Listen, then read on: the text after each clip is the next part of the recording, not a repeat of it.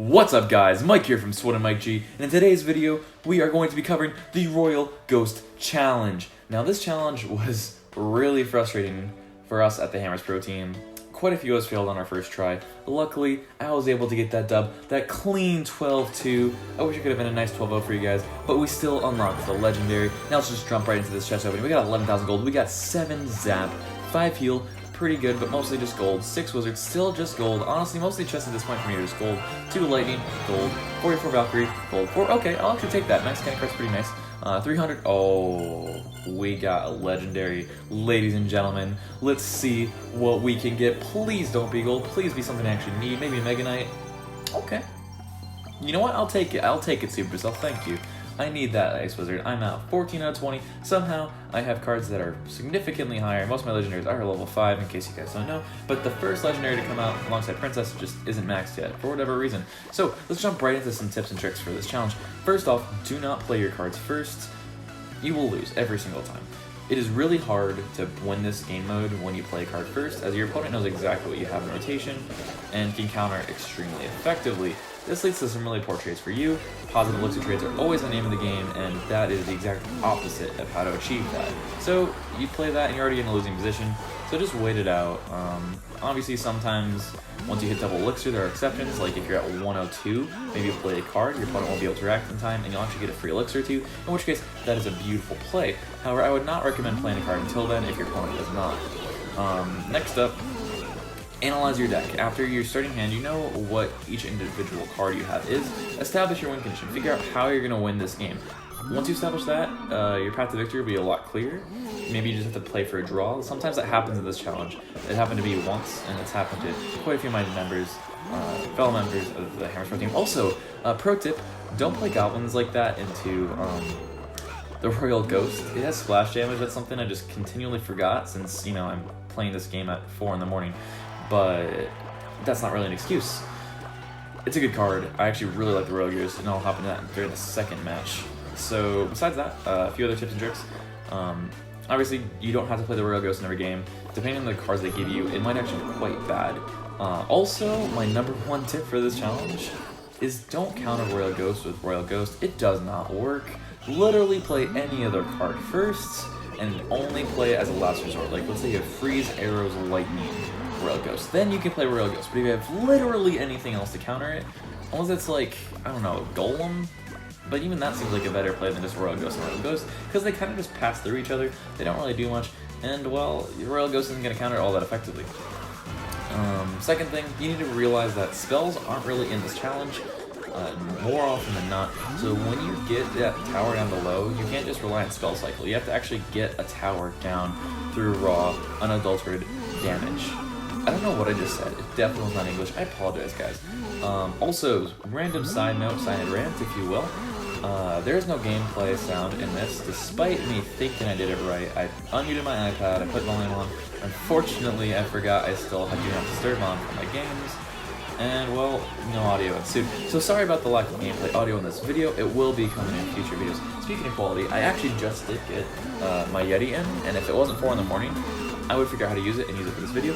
But going forward, future videos, I will be using Yeti and game sound. So you'll have more than just my entertaining personality and some hype music to back up the videos. So let me know if you're excited for that in the comments section below. I certainly am. I want to give you guys the best content possible. So, clearly, we dominated that game, and hopefully some of these tips and tricks help you out. Now, let's move into a game I'm very, very excited to commentate. This is, let's say a gem, ladies and gentlemen. It was a game I was quite nervous for, and I am very excited to jump into it. Alright, so as you can see, it's a Goblin Hut deck, and now every time I got Goblin Hut in this challenge, I was very ecstatic. It is a very interesting card, and the playstyle it promotes is, well, odd. Now luckily, I'm playing against Daddy, so you already know I'm going to make some pretty entertaining jokes about beating Daddy, because, you know, that's just how I did. Hopefully I don't get demonetized for this. I don't even know if we have monetization yet on the channel, but it only seems appropriate, playing against Daddy, that we whip out the one, the only, BM signs. Ladies and gentlemen, these are back and featured in the video for the first time ever. Hopefully, you guys don't mind. But, you know, we sometimes have to whip it out against Daddy, you know, it's just how it works. So, as I said, I'm going to stick to my rule of thumb. Just keep waiting, just keep waiting. Eventually, your opponent will usually get anxious and play something first. Usually, it's a bad play, and you can capitalize off it early on. That is exactly what happens here. He just decides to play Lumberjack in the back, I believe, after roughly a minute or so. And I am able to capitalize off a really nice Prince. Now, something I didn't really expect, to be honest, was just how effective Royal Ghost is at dealing with pushes. He throws Skarmy in there, he throws Royal Ghost in there, and I actually thought my own Prince, Skarmy, with the aid of the tower, would actually deal with that, but I was wrong. I did throw Lumberjack in there too, and honestly, the Prince died. I was really surprised. Royal Ghost will do a lot more damage than you think it will, especially because as splash damage, it can deal with Skarmy really effectively. So that is something that I didn't really think of at the time. I'm not used to it being a splash card. I look at it as like a knight that kind of does invisible things. I think it's a really good card with a strong beatdown, potentially control, who knows. But regardless, so I've now seen my entire card cycle, and I realized my win condition through this game is going to be Goblin Hunt. So I'm going to go ahead and pressure with the P.E.K.K.A. on top of the Goblin Hunt, and give me some passive advantage, and hopefully make that P.E.K.K.A. a little more threatening from the deal. He has to respond with his own P.E.K.K.A. This is really good for me, because those Spear Goblins are going to stack up, they're going to do their damage, and they're going to get in some good quality work. Now, the Spear Goblins are just kind of chilling there, one at a time, and, well, you might think I'm a little bit in trouble, but Skarmy's my next card rotation, so I can safely mirror that Goblin Hunt and then Skarmy everything. He played Lava Hound in the back, and that is a crucial mistake. That lets me take advantage and capitalize off that Goblin Hunt in the back, because those Spear Goblins are just going to slowly build up and just chip away at that Lava Hound. Pew, pew, pew, pew, pew. One by one, that Lava Hound is just going to tick down in health. Between that and the tower arrows, that thing is just not going to get a whole lot of damage. That lets me get my own Lava Hound down, my own Prince down, and, well, this is my first push of the game. It's not going to be super successful, because as you can see, there are a lot of Spear Goblins over there, and now there's the Skarmy just kind of running chill. Luckily for me, that's not going to do a whole lot against Spear Goblins, so I'm able to play a Spear Goblin Hunt and another mirrored Spear Goblin Hunt, because his is out of rotation, he has to play P.E.K.K.A. in the back again. This is you push, where I won Legend running. This is a very entertaining one to watch. You will be thrilled, to say the least. So he has that Prince behind the P.E.K.K.A. He's going to throw more stuff down. He's going to throw the Royal Ghost. I believe he throws Lumberjack too. I could be wrong. Okay, he plays Spear Goblin Hunt. That was a huge mistake. I don't know what he's doing. He sees I have all this passive advantage, and he's just going to go. So I'm going to defend with my own P.E.K.K.A., my own Prince, and now I'm going to throw Lumberjack in front of all this. So look at this. Look at how many Spear Goblins are on the map right now, ladies and gentlemen. That is like 16 Spear Goblins. I'm not actually sure how many it is. I probably should have counted beforehand, but it looks like a lot of Spear Goblins, and most of them are actually level 10. This is really exciting for me. Look at that. So now the Lumberjack dies. Look at those Rage Spear Goblins just destroy the tower. Just throw it down to 0 in like 3 seconds. Have you ever seen that many Rage Spear Goblins in an actual match of Clash Royale? I certainly haven't. And that, for me, was really exciting. I actually stood up and like screamed at the top of my lungs after that match. I was like, holy shit, that was so cool. I was so excited. I was on call with Swood, Kevin. We were all screaming. That was a great time. And that was one of my favorite games of Clash Royale. I've actually played in a really long time. I don't know, something just really satisfying about taking a tower down from like 2,000 to like 0 in 2 seconds with Rage Spear Goblins. It's just not something you see every day. So, jumping into this next game, we have, well, a very nerve-wracking game for me, because I was 11-2 in this challenge, and I did not want to go 11-3. It just wasn't going to happen. So, luckily, he played Bandit at the bridge. Not the smartest move, because I can play Bandit to counter, and he has to counter. He can unfortunately counters with the Royal Ghost. Ladies and gentlemen, you cannot use Royal Ghost to counter cards like Bandit or Royal Ghost. You just can't do it. You have to remember, it's not a physical card when it's initially played. It's just going to chill there. Now, you can affect it with spells, which is really nice. However, troop-on-troop interactions, they just kind of ignore it until the Royal Ghost hits them first. Which is a cool interaction, because even a 1 health Royal Ghost needs to be addressed. They have to spend some elixir on it, and that's why I actually think the card is going to be really, really potent in this meta. And while a lot of players think it's underwhelming right now, I'm a really big fan. I think it actually might be one of the better cards once people get used to how it's played, just because it's just so effective at what it does. For 3 elixir, I just don't think many cards offer that much value, because it has to be addressed on offense. So if it survives, it will get a lot of value. Now notice what I did with that Valkyrie there. I was able to play it before the Mega Knight jumped, and that is going to completely counter the Mega Knight.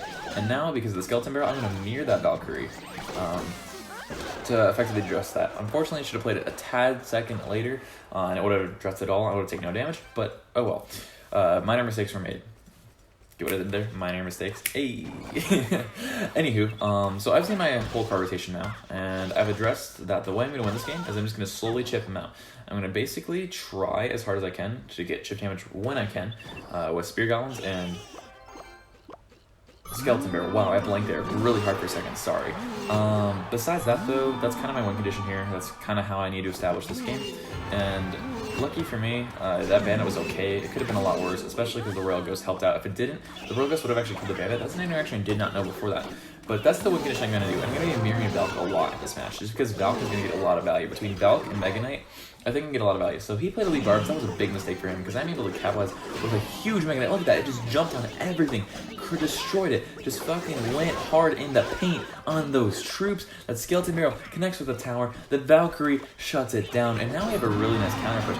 He's going to go ahead and Mega Knight in here. And knowing that I'm in the lead by a lot of elixir, I'm going to decide to just play it safe. Play stuff in the back. I know I just need to wait for my time. He's going to continue to commit troops. And I can just slowly but surely whittle him down. So look at this push. Ladies and gentlemen, he's at 10 elixir. I have a Mega Knight. I have a Ghost. I have a Valkyrie. I have a Skeleton Barrel all coming down. So I decided to throw in some Spear Goblins, get some extra damage in there. And we get an okay amount of damage here. We take that tower from like, what, 1200 to 800? That's 400 damage. Just a few more pushes, and I'm not that worried about it. With 3 minutes in overtime, I know, as long as I just play safe and play slow, he will make mistakes. He will mess up somewhere along the line, and I can just capitalize off those with really nice counter pushes. So now I play Mega Knight in the back. I'm gonna go ahead and play and just cycle the Royal Ghost in the back, and then my heart is beating right now. I know I have this game in the bag. As long as I just play really well, don't make any obvious mistakes, I should be able to get this within the time allotted. Now, obviously, something I was talking about earlier, there aren't a lot of spells in the challenge, so I was a little nerve-wracking, because I know I couldn't spell cycle him down. I had to reach that tower with troops. And, well, I mean, that's a scary concept, because if he just played really good defense, I would have tied. And I did not want to tie on the 11-2. No. So, luckily those two Spear Goblins lived. Unfortunately, the third couldn't get through. But I know I'm up an elixir to some extent at this point in the game. And I want to test out to see what he has. So, he's obviously going to spend a lot of elixir to defend this. And that's when I realized we're relatively even. I actually thought I was more ahead than I was. Ooh, wow, I think I just burped. I'm not actually sure. It is 5 in the morning, and I don't really understand my body right now. But that's okay. So, we have the Valkyrie just shutting that down, getting a lot of value. He splits Elite Barbs in the back. This is a big mistake for him. I'm able to mirror the Royal Ghost and set up a really nice counter push here. So that Royal Ghost is going to clean up that Elite Barb very nicely. And his Royal Ghost and my Royal Ghost are going to do a little dance. I'm going to play Valkyrie from the Bandit to just kind of get some value in there. And I'm going to play Skeleton Barrel. He played as Valkyrie. That is why I decided to play Skeleton Barrel. Knowing he's going to do something. He had to either mirror the Valkyrie, or he had to like address the stuff at the bridge. And I know he's not going to do the stuff at the bridge. So he played the Mega Knight, and I was able to capitalize with that Skeleton Barrel, which reached tower and took it down to 0. Now that was a deadly push coming at me, but I knew the Mega Knight would have cleaned it up nice and easy, so I was not worried. That's the video, guys. I hope you enjoyed it. As always, don't forget to like, comment, subscribe. See you, YouTube.